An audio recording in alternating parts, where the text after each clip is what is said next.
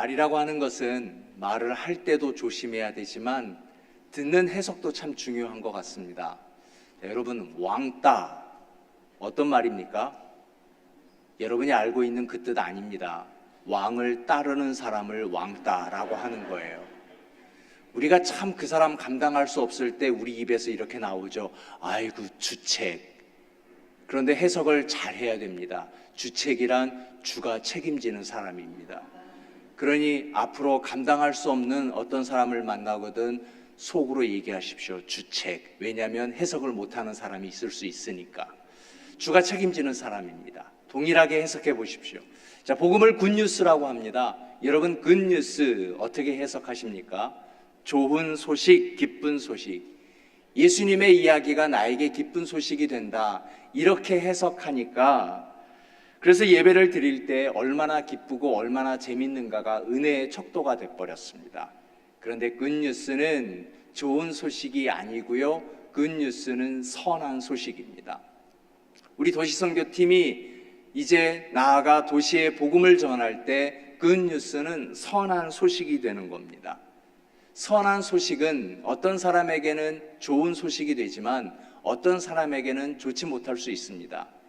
예를 들어서 주께서 다시 오십니다. 굿뉴스입니다. 복음입니다.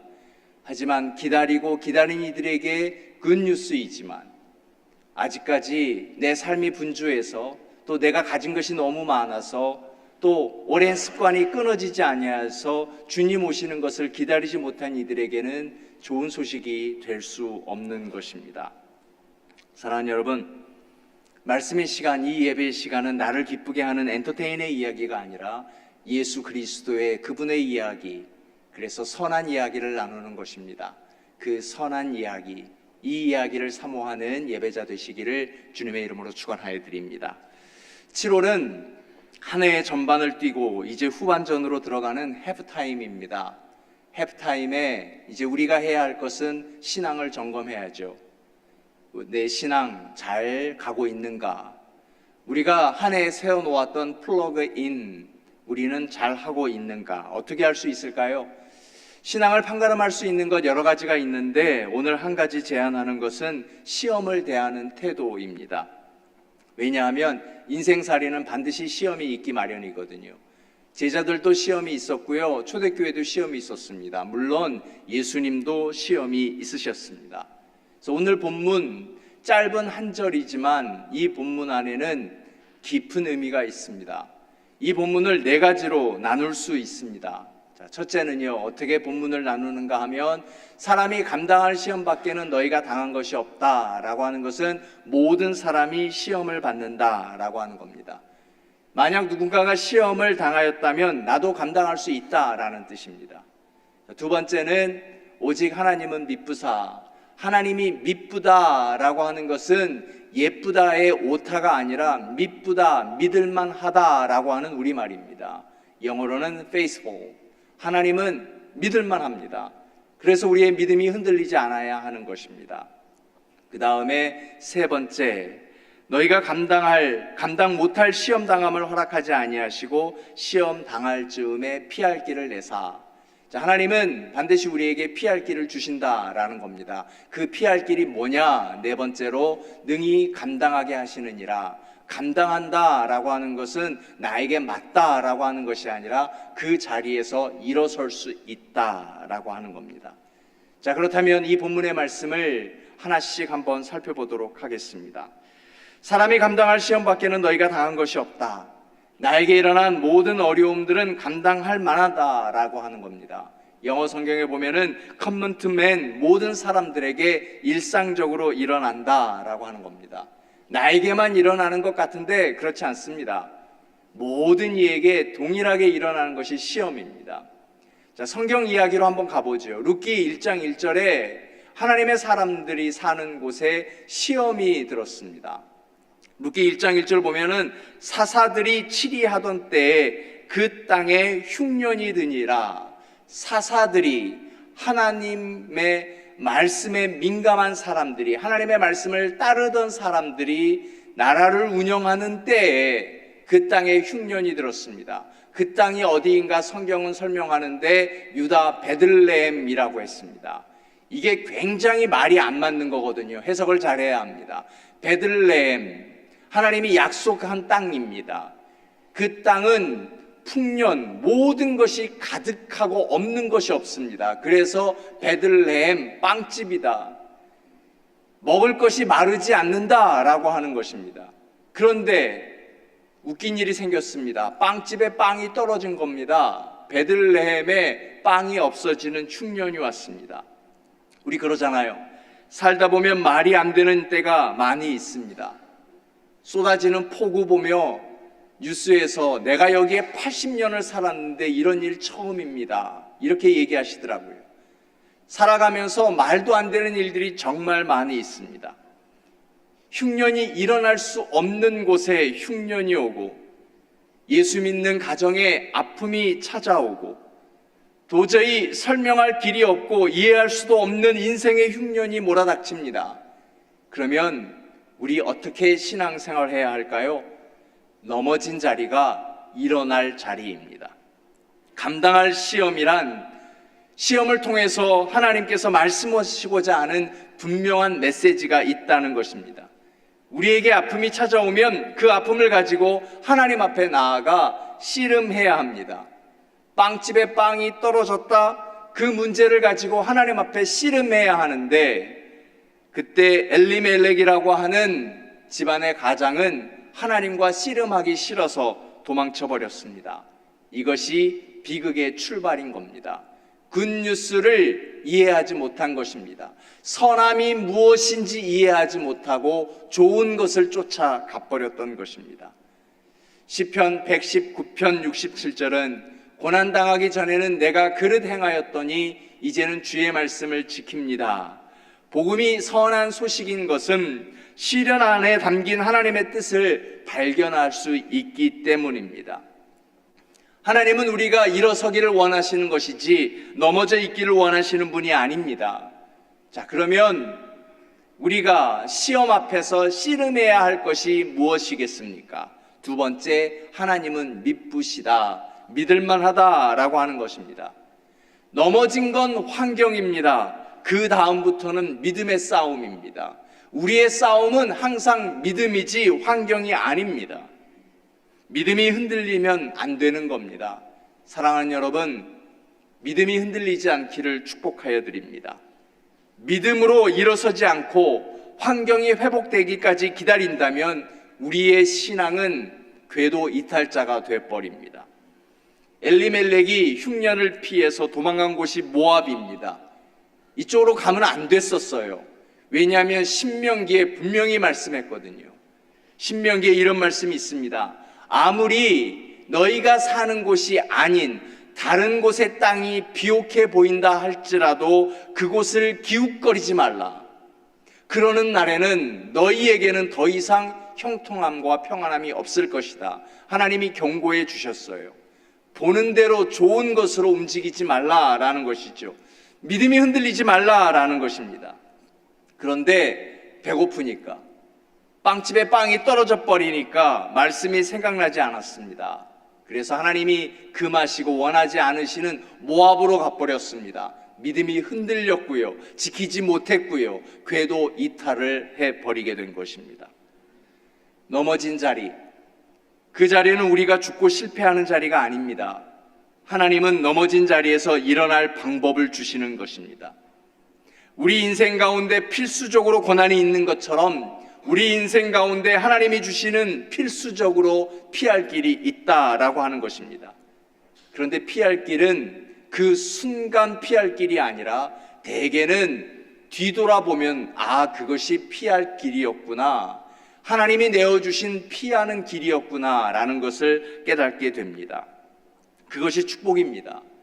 그게 하나님의 타이밍이거든요. 우리는 지금 이 순간이라고 말하지만 돌이켜보면 그때가 하나님의 타이밍이었구나, 그래서 하나님이 우리를 그 길로 인도하셨구나 라는 것입니다. 사실 결정적인 순간에 얼마나 많은 피할 길들이 있었습니까? 피할 길은 어려운 상황에 주어지는 것이 아니라 사실 하나님의 모든 섭리 가운데 피할 길을 주신 것입니다. 베들레헴에 빵이 떨어진 것도 하나님의 피할 길인 것입니다. 그리고 그것을 이겨내는 피할 길도 하나님이 주시는 것입니다. 즉 하나님은 우리의 모든 인생을 섭리하셔서 이끌고 계신다라고 하는 겁니다. 그걸 깨닫는 믿음이 피할 길인 것입니다. 다른 어떤 새로운 문이 열리는 것이 아니라 하나님이 나를 이끌어 가시는구나, 하나님이 우리를 이끌어 가시는구나, 이걸 깨닫는 믿음이 생길 때 그 믿음 자체가 피할 길인 겁니다. 그래서 하나님은 알파와 오메가 되시는 것입니다. 빵집에 빵이 떨어졌습니다. 알파의 하나님, 그러면 그 빵의 문제를 해결해 주실 분은 오메가의 하나님이시다라고 하는 겁니다. 감당할 시험하심으로 시험을 우리에게 허락하셨다면 그 시험을 이길 힘을 주시는 분이 바로 하나님, 그래서 알파와 오메가 되신 하나님이신 것입니다.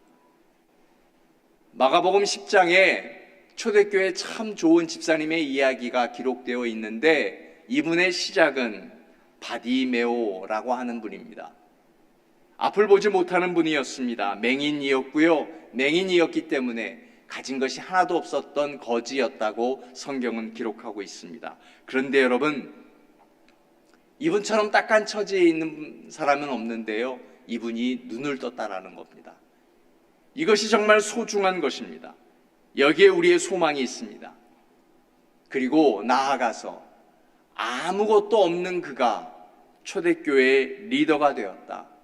모든 것이 필요해서 구걸하는 사람이 교회의 필요를 채워주는 리더가 되었다라고 하는 것입니다.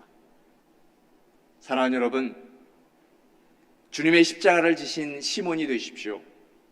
그리고 교회가 알고 세상이 아는 체험이 있는 신앙인이 되시고, 그리고 이 시대의 바디메오가 되실 수 있기를 축복하여 드립니다. 바디메오는 어떻게 넘어진 자리에서 일어서게 되었는가? 그분은 앞이 보이지 않았습니다. 유일한 감각은 청각이었습니다. 예수님이 지나가는 소리를 들었습니다. 그리고 그 자리에서 예수님이 지나가시자 주님, 나를 불쌍히 여겨달라고 소리쳤습니다. 우리는 아무것도 없다고, 나는 nothing이라고 얘기합니다. 그런데 아무리 내게 아무것도 없다 할지라도 내게 남아있는 한 가지가 있습니다. 그 한 가지를 놓치지 않는다면 우리는 넘어진 자리에서 거뜬히 일어날 수 있습니다. 이것이 피할 길입니다. 넘어져 있어도 나에게 남아있는 한 가지의 감각, 그것은 무엇입니까? 우리에게 있는 딱 한 가지, 그건 바로 기도입니다. 기도가 피할 길입니다. 하나님은 우리의 기도를 기다리고 계십니다. 기도의 끈을 다시 붙잡을 수 있으면 해결됩니다. 그래서 기도는 나중으로 미루는 것이 아닙니다. 건강할 때 습관처럼 기도한다면 위기의 순간에도 기도할 수 있습니다. 평소에 즐겨 부르는 찬양이 있다면 위기의 순간에도 우리는 그 찬양이 나오는 것입니다. 기도도 기회 있을 때 할 수 있고, 또 그렇게 할 때 앞으로 닥쳐오는 위기의 순간에 힘을 주는 에너지가 될 것입니다. 하나님은 우리의 기도를 기다리고 계십니다. 피할 길을 주시려고, 넘어진 자리에서 일으켜 세워주시려고 우리의 기도를 기다리고 계신다라는 겁니다. 그래서 예수님은 바디메오에게 이렇게 물으셨습니다. 마가복음 10장 51절에 보니까 내게 무엇을 주기를 원하느냐? 선생님, 보기를 원합니다. 우리 쉽게 생각할 수 있습니다. 앞을 보지 못하니까 보는 거 원합니다라고 기도할 수 있지 않는가? 그렇지 않습니다, 여러분. 우리는 사실 하나님 앞에 무엇을 구해야 될지 모를 때가 굉장히 많습니다. 그동안 기도가 훈련되어지 않으면, 평소에 기도하지 아니하면 당장 내게 필요한 것이 생길 때 무엇을 기도해야 되지, 어떻게 기도해야 되는지 알 수 없을 때가 많이 있습니다. 특별히 내가 넘어져 버리면, 넘어진 자리에서 무엇을 구해야 될지 알 수 없는 것이 기도의 방향입니다. 예수님의 질문에 선생님, 보기를 원합니다 라고 얘기했습니다.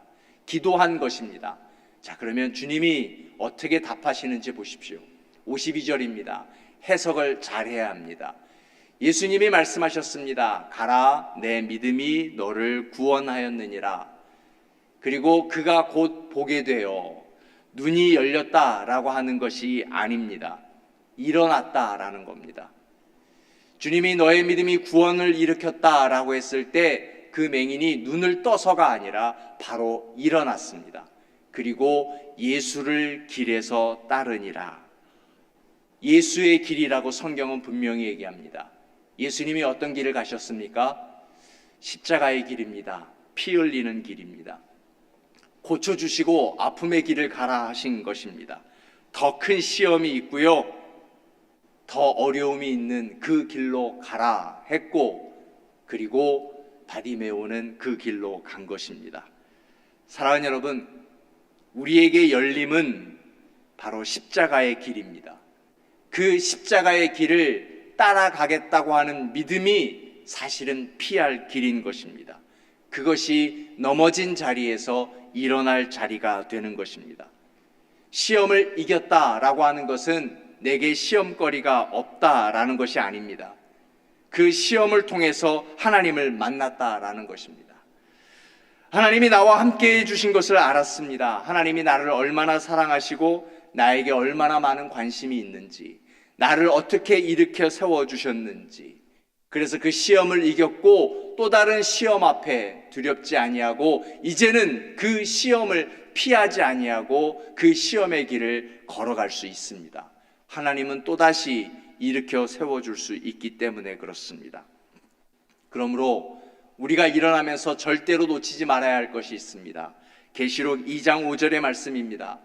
그러므로 어디서 떨어졌는지 생각하고 회개하여 처음 행위를 가지라 라고 했습니다.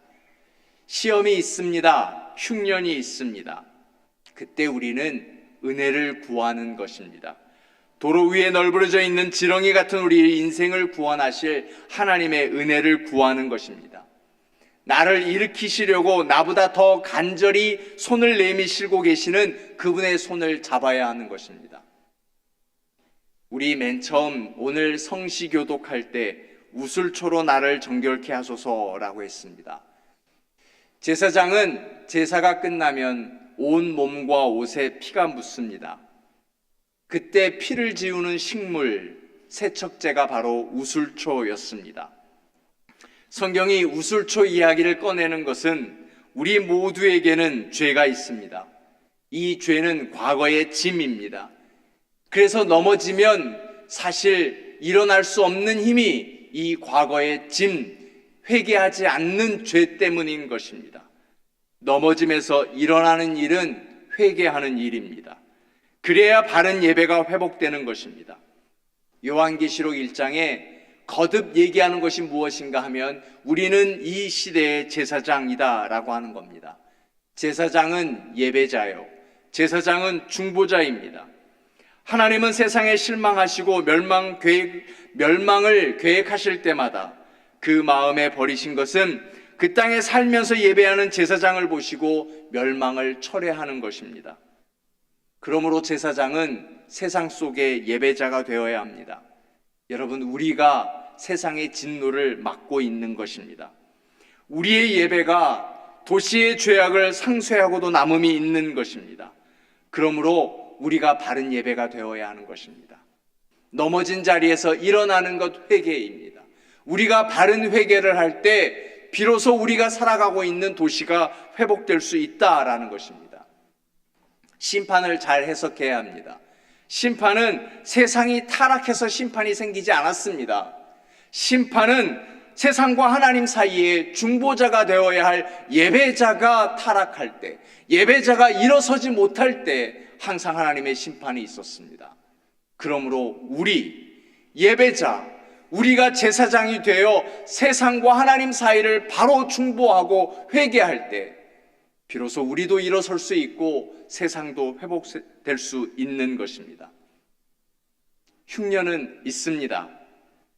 그러나 하나님은 우리가 흉년을 통해 더 영적으로 깊이 들어가기를 원하십니다. 나는 흉년이 싫어, 내가 왜 흉년을 만나야 하냐며 궤도를 이탈해버리지 마십시오.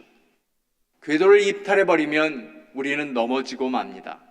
룻기의 엘리멜렉처럼 말입니다.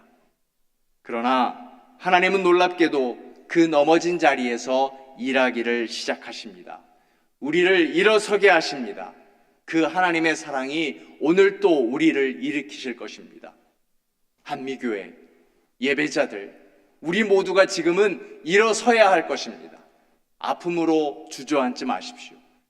배고픔으로, 나약함으로 넘어지지 마십시오. 넘어진 자리, 일어설 자리입니다. 이 여름 다시 우리가 이 해프타임에 뜨거운 회개로 일어설 수 있다면 우리는 다시 말씀에 플러그인 될 것이고요. 예수에게 플러그인 될 것이고요. 예수께 플러그인 된 우리가 세상을 어떻게 중보할지, 어떻게 세상이 다시 회복될지 그 하나님의 역사, 알파와 오메가 되신 하나님을 보며 다시 하나님을 증거하는 한미교회 예배자 되시기를 주님의 이름으로 축원하여 드립니다. 참 좋으신 하나님, 그리고 참 선하신 하나님, 우리에게 선함을 베풀어 주옵소서. 하나님, 넘어진 자리에서 회개하기를 원합니다. 우리가 참 예배자가 되기를 원합니다. 그렇게 일어서서 복음으로 도시를 덮을 수 있게 하여 주시고 세상의 중보자가 되어져 갈 수 있도록 인도하여 주시옵소서. 하나님, 나에게서 다시 뜨거운 회개가 필요합니다. 7월을 살아갈 때 이 무더위보다 더 뜨거운 회개가 나의 인생을 휘감을 수 있도록 인도하여 주옵소서. 그래서 다시 일어서서 능히 우리 앞에 놓여 있는 시험을 이겨내고 감당할 수 있는 시험으로 예수의 길로 걸어갈 수 있는 우리 모두가 되게 하여 주옵소서. 예수님의 이름으로 기도드립니다.